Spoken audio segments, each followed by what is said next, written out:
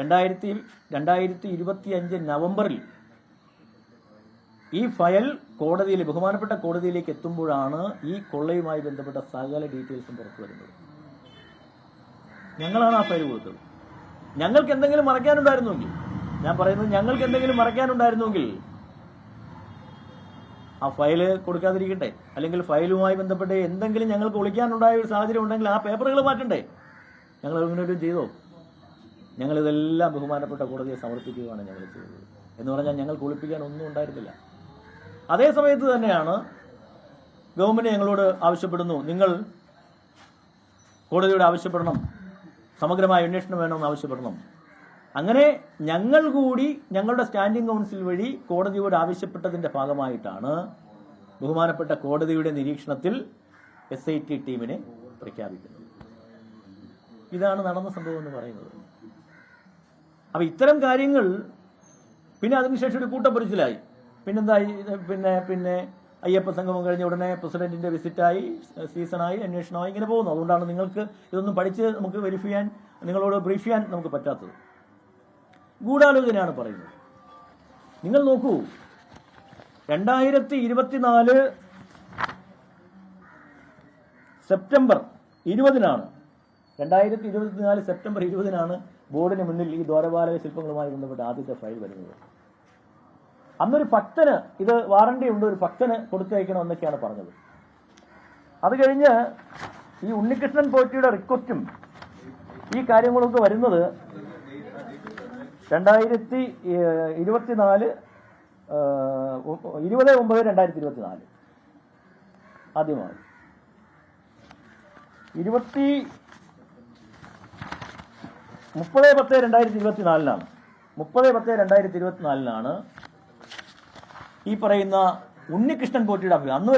ആദ്യം വരുന്നത് ഒരു ഭക്തനെ കൊണ്ട് ഇതിന്റെ വാറണ്ടിയൊക്കെ അന്വേഷിപ്പിച്ച് വാറണ്ടി ഉണ്ട്, ഇത് ചെയ്യണമെന്നൊക്കെ പറഞ്ഞിട്ടായിരുന്നു. 30/10/2024 30/10/2024 ഉണ്ണികൃഷ്ണൻ പോറ്റിയുടെ അപേക്ഷയൊക്കെ വാങ്ങി വാറണ്ടി ഉണ്ട് എന്നൊക്കെ പറഞ്ഞിട്ട് ഇങ്ങനൊരു ഇത് വരുന്നു. ഞാൻ പറയുന്നത്, എൻ്റെ ഒരു ചോദ്യം, 30/10/2024 ഞങ്ങളുടെ മുന്നിൽ വരുന്നു. 2019 ഈ വിഷയമൊക്കെ നടന്നിരിക്കുന്നത്. എൻ്റെ ഒറ്റ ചോദ്യം, 2019 ദേവസ്വം ബോർഡുമായി ബന്ധപ്പെട്ട വിജിലൻസ് SP-യും അന്വേഷണ സംഘമൊക്കെ ഉണ്ട്. അവരുടെ ആരെങ്കിലും ഒരു റിപ്പോർട്ട് ദേവസ്വം ബോർഡിന് മുന്നിൽ വന്നിട്ടില്ല, ഞങ്ങളുടെ ബോർഡിന് മുന്നിൽ വന്നിട്ടില്ല. ഇത്തരം വിഷയങ്ങളെ സംബന്ധിച്ചോ, ഈ പറയുന്ന ദ്വാരപാലക ശില്പങ്ങളുടെ മങ്ങലിനെ സംബന്ധിച്ചോ, പ്രശ്നങ്ങളെ സംബന്ധിച്ചോ, കുഴപ്പങ്ങളെ സംബന്ധിച്ചോ, ഊറ്റലിനെ സംബന്ധിച്ചോ, മോഷണത്തെ സംബന്ധിച്ചോ എന്തെങ്കിലും ഒരു റിപ്പോർട്ട് ഞങ്ങളുടെ മുന്നിൽ വന്നിട്ടില്ല. അത് SP-യുമായി ബന്ധപ്പെട്ട്, വിജിലൻസുമായി ബന്ധപ്പെട്ട് ഞങ്ങളുടെ ഉദ്യോഗസ്ഥരുണ്ട്. ദേവസ്വം ബോർഡിന്റെ സ്പെഷ്യൽ ഇത് തിരുവാഭരണം കമ്മീഷൻ, അദ്ദേഹമാണല്ലോ ഇതിന്റെ അതോറിറ്റി. ആ അന്നത്തെ ഉദ്യോഗസ്ഥൻ മുതൽ പിന്നെ ഇങ്ങോട്ട് 6 തിരുവാഭരണ കമ്മീഷണർമാർ വന്നു.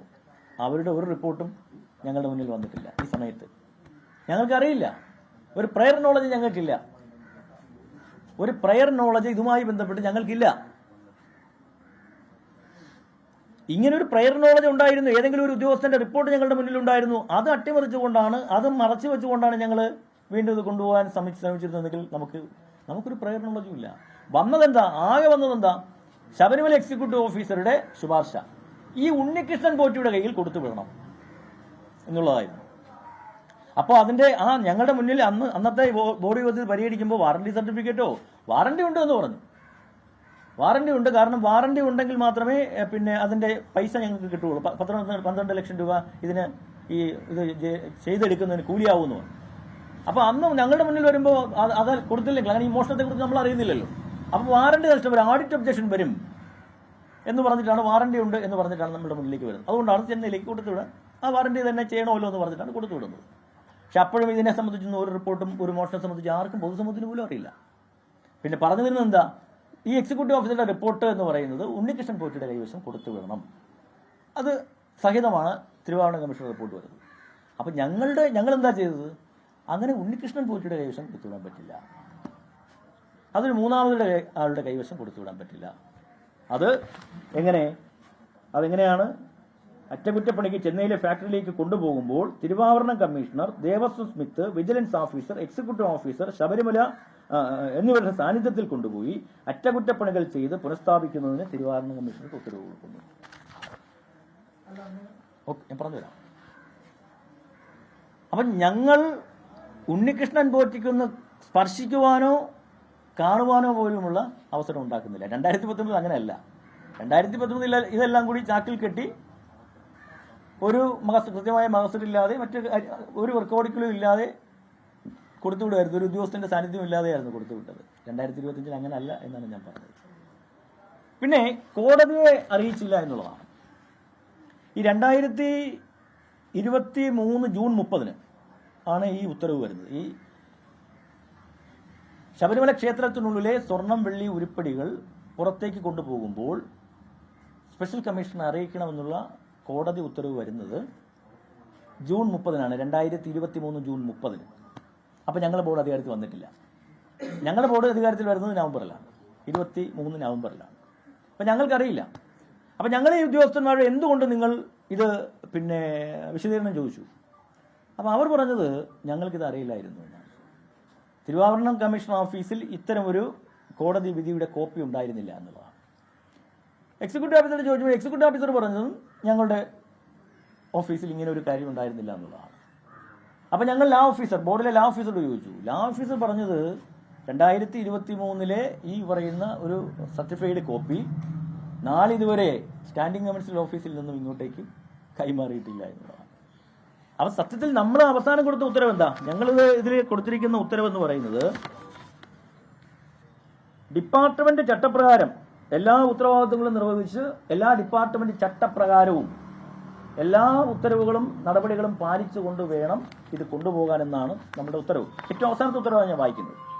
സൂചനാ റിപ്പോർട്ടുകൾ പരിഗണിച്ച് ശബരിമല ദേവസ്വത്തിൽ ശ്രീകോവിലിന് മുമ്പിലെ ചെമ്പിൽ പൊതിഞ്ഞ സ്വർണം പൂശിയിട്ടുള്ള ദ്വാരപാലക ശില്പത്തിന്റെ താങ്ങുപീഠം ഉൾപ്പെടെയുള്ള ഭാഗങ്ങൾ താങ്കളുടെ മേൽനോട്ടത്തിലും ആരുടെ തിരുവാഭരണ കമ്മീഷന്റെ മേൽനോട്ടത്തിലും സൂപ്രണ്ട് ഓഫ് വിജിലൻസ് സാന്നിധ്യത്തിലും Sabarimala Devaswom administrative officer Devaswom smith എന്നിവരുടെ സാന്നിധ്യത്തിൽ ഡിപ്പാർട്ട്മെന്റ് നടപടിക്രമങ്ങൾ പൂർണ്ണമായി പാലിച്ചുകൊണ്ട് ഡിപ്പാർട്ട്മെന്റ് ചെലവിൽ ചെന്നൈയിലേക്ക് കൊണ്ടുപോകണം. അതിൽ സ്പോൺസറായ ഉണ്ണികൃഷ്ണൻ പോറ്റിയുടെ സ്വർണം, അന്ന് എനിക്ക് 29 ഗ്രാം സ്വർണം മാത്രമേ ഉള്ളൂ അത് പൂശിയെടുക്കുന്നതിന്. അങ്ങനെയാണ് ഇത് കൊണ്ടുപോകുന്നത്. ഡിപ്പാർട്ട്മെന്റ് ചട്ടങ്ങളും നിബന്ധനകളും എല്ലാം പാലിച്ചു കൊണ്ടുപോകണമെന്ന് പറയുമ്പോൾ അതിലെല്ലാം ഇത് ഇൻക്ലൂഡിംഗ് ആണ്. ദേവസ്വം ബോർഡ് പ്രസിഡന്റിന് അറിയിക്കാൻ പറ്റില്ലല്ലോ. ഇത് ഈ ഉദ്യോഗസ്ഥന്മാരെല്ലാം ഇത് പാലിച്ചല്ലേ കൊണ്ടുപോകേണ്ടത്. അപ്പം ഞാൻ പറഞ്ഞു വരുന്നത്, ഇതിൻ്റെ ആദ്യം തീരുമാനിക്കുന്ന സമയത്ത് ഒരു പ്രയർ നോളജ് ഞങ്ങൾക്കില്ല, ഈ വാറണ്ടി സർട്ടിഫിക്കറ്റ് ഞങ്ങൾ കണ്ടിട്ടില്ല. ആകെ ഉള്ളത് ഇത് കൊടുത്തു വിടണമെന്ന് പറഞ്ഞപ്പോൾ പറ്റില്ല എന്ന് ഞങ്ങൾ പറഞ്ഞു. ഞങ്ങൾ എല്ലാ ചട്ടങ്ങളും പാലിച്ചു തന്നെയാണ് ഇത് കൊണ്ടുപോകണമെന്ന് പറഞ്ഞിട്ടാണ് ഞങ്ങൾ എല്ലാ ഉത്തരവുകളും കൊടുത്തിരിക്കുന്നത്. എന്തെങ്കിലും വീഴ്ചയുണ്ടെങ്കിൽ അത് ഉദ്യോഗസ്ഥരാണ് ഇവരെ അറിയിക്കേണ്ടത്. ഇനി ഇതിൽ ഒരു ഉദ്യോഗസ്ഥ വീഴ്ച മാത്രമാണ് വന്നിട്ടുള്ളതാണ് ഞങ്ങൾ വിചാരിക്കുന്നത്. അപ്പോൾ എന്തായാലും ഇത്തരം കാര്യങ്ങളെ സംബന്ധിച്ച് ഞങ്ങൾക്കൊരു പ്രയർ നോളജുമില്ല. പിന്നെ ഗൂഢാലോചന, ഈ ഉണ്ണികൃഷ്ണൻ പോറ്റിയെ ഞാൻ ഒറ്റ തവണയെ കണ്ടിട്ടുള്ളൂ, ഒറ്റ തവണ.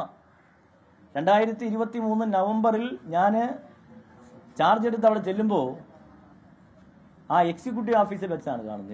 എക്സിക്യൂട്ടീവ് ഓഫീസിൽ വെച്ച് മറ്റെന്തോ ഒരു ആവശ്യത്തിന് വേണ്ടി അവിടുത്തെ നെയ്യഭിഷേകവും എന്തോ ഒരു വിഷയവുമായി ബന്ധപ്പെട്ട് 3-4 കോൾ മാത്രമേ, 4-5 കോൾ മാക്സിമം ഇതുവരെ നമ്മൾ വിളിച്ചിട്ടുള്ളൂ. അത് തന്നെ ഏതാണ്ട് 30 സെക്കൻഡ് 1 മിനിറ്റ് താഴെയാണ്. ഇതിനിടയിൽ ഈ എക്സിക്യൂട്ടീവ് ഓഫീസിൽ വെച്ച് ഇത്രയും ആളുകളുടെ സാന്നിധ്യത്തിൽ നമ്മൾ എങ്ങനെയാണ് ഗൂഢാലോചന നടത്തുന്നത്? ഞാൻ ഒറ്റത്തോടെ കണ്ടിട്ടുള്ളൂ അയാളെ. ഈ ഗോവർദ്ധൻ എന്ന് പറയുന്ന ആളിനെ നമ്മൾ കണ്ടിട്ട് പോലും ഇല്ലെന്ന് വരെ ടി വിയിൽ വരുമ്പോഴാണ് അതൊക്കെ കാണുന്നത്. പങ്കജ് ഭണ്ഡാരിയെ കുറിച്ച് നമ്മൾ അറിയുന്നത് ഈ വാർത്തകളിലൊക്കെ വന്ന് ഇപ്പോൾ ഇതൊക്കെ വരുമ്പോഴാണ് നമ്മൾ അറിയുന്നത്. നിങ്ങൾ ആലോചിച്ച് നോക്കൂ. അപ്പം എന്തെങ്കിലും ഒരു ഒരു ഒരു ഒരു താല്പര്യം വേണ്ടേ? 2019 കൊള്ള മറയ്ക്കാനാണ് അല്ലേ? അങ്ങനെയല്ലേ പറഞ്ഞിരിക്കുന്നത്? ജഡ്ജ്മെന്റ്. ഞങ്ങൾ കൂടാതെ 2019 ഞാൻ കോൺഗ്രസ് നയിക്കുകയാണ്. 2019 ഞാനൊരു കോൺഗ്രസ്സുകാരനാണ്. എനിക്കെന്താ ബാധ്യത? ഞാൻ പറയുന്നത്, ഈ അങ്ങനെ എന്തെങ്കിലും ഒരു കോൺസ്പിറൻസി ഉണ്ടെങ്കിൽ ഈ 2019 ഫയലുകൾ ഞങ്ങളല്ലേ കൊടുക്കുന്നത്. ആ ഫയലുകൾ കൊടുക്കാതിരുന്നാൽ പോരെ? ആ ഫയലുകളിൽ എന്തെങ്കിലും ഞങ്ങൾക്ക് അറിവുണ്ടെങ്കിൽ ആ പേപ്പറുകൾ മാറ്റിയാൽ പോരെ? നമ്മളത് ചെയ്തില്ലല്ലോ.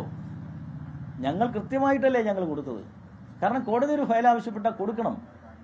പിന്നൊരു എൻ്റെ ചോദ്യം, ഈ 25 ഞങ്ങൾ ഈ ഫയൽ കൊടുത്ത് കോടതിയുടെ നേതൃത്വത്തിൽ SITയുടെ നേതൃത്വത്തിൽ ഇതൊക്കെ പുറത്തു വരുമ്പോഴാണല്ലോ പൊതുസമൂഹം അറിയുന്നത്. അങ്ങനെയല്ലേ? വേറെ ആരെങ്കിലും നിങ്ങളാരും പറഞ്ഞിട്ടുണ്ടോ, കേട്ടിട്ടുണ്ടോ ഇതുപോലൊരു സ്വർണ്ണമോഷണത്തെക്കുറിച്ച്? ആകെ ഉണ്ടായിരുന്ന വാറണ്ടിയാണ്. ആ വാറണ്ടി സർട്ടിഫിക്കറ്റ് പോലും ഞങ്ങളുടെ ബോർഡ് പരിഗണിക്കുമ്പോൾ വന്നിരുന്നില്ല. അപ്പം ഞാൻ പറഞ്ഞു വരുന്നത്, ഇതിലൊരു ഒരു ഒരു ഒരു പ്രയർ നോളജ് ഞങ്ങൾക്കില്ല. ഇതിൽ ആരുമായും, അത് ഉണ്ണികൃഷ്ണൻ പോറ്റിയുമായിട്ടോ ഗോവർദ്ധനുമായിട്ടോ പങ്കജമുണ്ട, ഇതൊക്കെ ഗോവർദ്ധനും പങ്കജമുണ്ടായാലൊക്കെ ഈ പിന്നീട് ഇതൊക്കെ വരുമ്പോഴാണ് നമ്മൾ അറിയുന്നത്. ഇതിനെക്കുറിച്ചൊന്നും ഞങ്ങൾക്ക് യാതൊരു നോളജുമില്ല. ബാക്കി കാര്യങ്ങൾ അന്വേഷിക്കട്ടെ, SIT അന്വേഷിക്കട്ടെ, കോടതിയുടെ ബഹുമാനപ്പെട്ട കോടതി നിരീക്ഷണത്തിൽ അന്വേഷിക്കട്ടെ. ഞങ്ങൾ നിയമപരമായി ഞങ്ങൾ അത് നമ്മൾ ആലോചിച്ച് മുന്നോട്ട് പോകും.